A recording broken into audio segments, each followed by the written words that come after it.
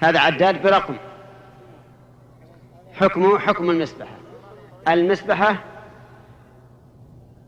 لا ينبغي أن يسبح بها الإنسان، لأنه إذا سبح بها فقد خالف السنة.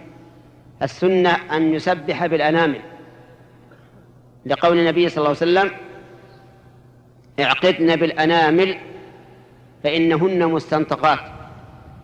ويكون أيضا عقد التسبيح باليد اليمنى لا باليدين جميعا، لأن النبي صلى الله عليه وسلم كان يعقد التسبيح بيمينه، وإن عقد باليمين واليسار فلا حرج، لكن الأفضل أن يقتصر على العقد باليمنى فقط.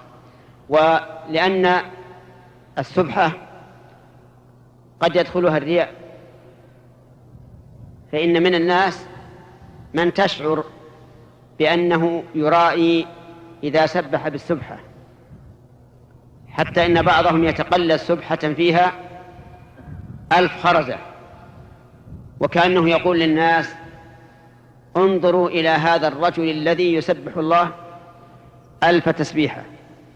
ولأن عقد التسبيح بالمسبحة يؤدي إلى الغفلة، فتجد بعض الناس يسبح وتتحرك شفتاه بالتسبيح، ولكنه يقلب بصره يمينا وشمالا، مما يدل على أن قلبه غافل.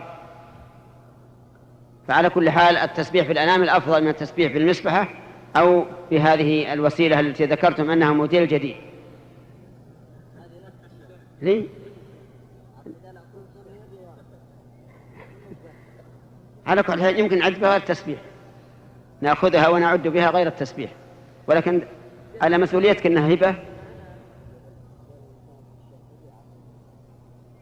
ممكن هو أبيه. طيب رجعه.